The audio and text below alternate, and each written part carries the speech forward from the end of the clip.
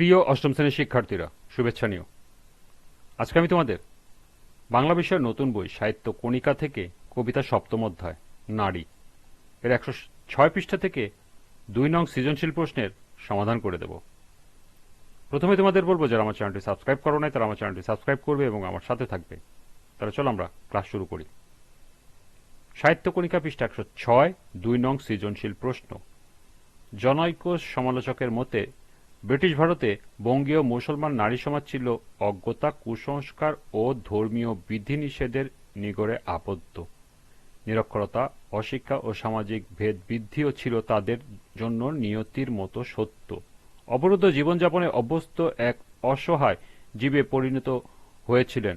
এদেরকে আলোর জগতে আনার জন্য বেগম রোকেয়া সাখাওয়াত হোসেন আজীবন সংগ্রাম করে গেছেন। তার বক্তব্য, আমরা সমাজেরই অর্ধাঙ্গ, আমরা পড়িয়া থাকিলে সমাজ উঠিবে কিভাবে? কোনো এক পা বাঁধিয়া রাখিলে সে খোঁড়াইয়া কতদূর চলিবে? পুরুষের স্বার্থ এবং আমাদের স্বার্থ ভিন্ন নহে, একই। প্রথম প্রশ্ন, বিজয় লক্ষ্য নারী অর্থ কি? দ্বিতীয় প্রশ্ন, সাম্যের গান বলতে কবি কি বুঝিয়েছেন? তৃতীয় প্রশ্ন, জনৈক সমালোচকের মোটটি নারী কবিতার কোন দিকের সাথে সাদৃশ্যপূর্ণ, ব্যাখ্যা করো। এবং সর্বশেষ প্রশ্ন, বেগম রোকেয়ার বক্তব্য যেন কাজী নজরুল ইসলামের নারী কবিতার প্রতিধ্বনি, উক্তিটি মূল্যায়ন করো। তো চলো এখন আমরা 4টি প্রশ্নের সমাধান দেখে নিই। প্রথম প্রশ্ন ছিল, বিজয় লক্ষ্মী নারী অর্থ কি? বিজয় লক্ষ্মী নারী শব্দটির অর্থ হল জয়ের নিয়ন্তা দেবী হিসেবে নারীকে কল্পনা করা হয়েছে। দ্বিতীয় প্রশ্ন ছিল, সাম্যের গান বলতে কবি কি বুঝিয়েছেন? সাম্যের গান বলতে কবি নারী পুরুষের সমান অধিকারের কথা বুঝিয়েছেন। সাম্য অর্থাৎ সমতা, অর্থাৎ সবার জন্য সমান অধিকার। কাজী নজরুল ইসলাম সাম্যবাদী কবি, তার দৃষ্টিতে নারী পুরুষের মধ্যে কোনো ভেদাভেদ নেই, সবাই সমান। সাম্যবাদী কবি নর ও নারী উভয়কে মানুষ হিসাবে দেখেন। তিনি জগতে নর ও নারীর সাম্য ও সমান অধিকারে আস্থাবান। সাম্যের গান বলতে কবি তাই নারী ও পুরুষের এই সমান অধিকারের কথা বুঝিয়েছেন। তৃতীয় প্রশ্ন ছিল, জনৈক সমালোচকের মোটটি নারী কবিতার কোন দেশের সাথে সাদৃশ্যপূর্ণ, ব্যাখ্যা করো। জনৈক সমালোচকের মতটি নারী কবিতায় বর্ণিত সমাজ ব্যবস্থার সঙ্গে সাদৃশ্যপূর্ণ।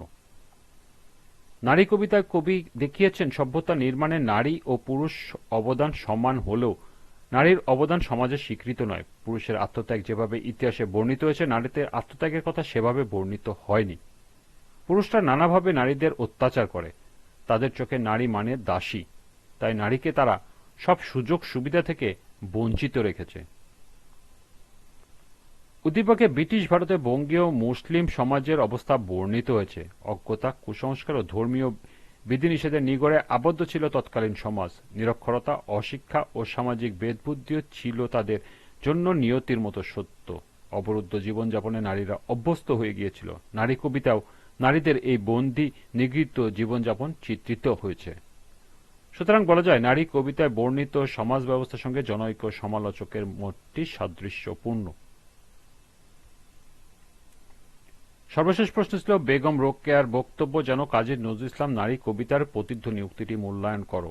বেগম রোকেয়ার বক্তব্য যেন কাজী নজরুল ইসলামের নারী কবিতারই প্রতিধ্বনি, উক্তিটি সঠিক। নারী কবিতায় সাম্যবাদী কবি নরনারী উভয়কে মানুষ হিসেবে দেখেন। তিনি জগতে নর ও নারী সাম্য বা সমান অধিকারে আস্থাবান। তার মতে পৃথিবীতে মানব সভ্যতা নির্মাণে নারী ও পুরুষের অবদান সমান। নারীকে বাদ দিয়ে সমাজে উন্নতি সম্ভব নয়, তাই তাদেরকে অধিকার বঞ্চিত না করে যথাযথ সুযোগ সুবিধা দিতে হবে। নারী পুরুষ সবাইকে সুন্দর ও উজ্জ্বল ভবিষ্যৎ রচনা করতে সম্মিলিতভাবে দিতে হবে। উদ্দীপকে দেখা যায়, বেগম রোকেয়ার নারীদের সমাজের অর্ধাঙ্গ বলেছেন। তিনি বলেছেন, নারীকে পিছিয়ে রেখে সমাজ কখনো সামনে যেতে পারে না। নারী পুরুষের সম্মিলিত প্রচেষ্টায় সমাজের উন্নতি সম্ভব। তাই তিনি সমাজের উন্নয়নে নারী ও পুরুষের অভিন্ন স্বার্থ সম্পর্কে সমাজকে সচেতন করার চেষ্টা করেছেন। কাজী নজরুল ইসলামের নারী কবিতার মতো বেগম রোকেয়ার বক্তব্য নারী ও পুরুষের সাম্য বা সমান অধিকারের বিষয়টি ফুটে উঠেছে। তাছাড়া উভয়ের বক্তব্যে সামগ্রিক উন্নয়নে নারী ও পুরুষের সম্মিলিত প্রচেষ্টার বিষয়টি সম্পর্কে জোরালো যুক্তি উত্থাপিত হয়েছে। সুতরাং বলা যায় বেগম রোকেয়ার বক্তব্য কাজী নজরুল ইসলামের কথারই প্রতিধ্বনি। এই ছিল 106 পৃষ্ঠায় 2 নং সৃজনশীল প্রশ্নের সমাধান। আজকের ক্লাসটি এ পর্যন্ত।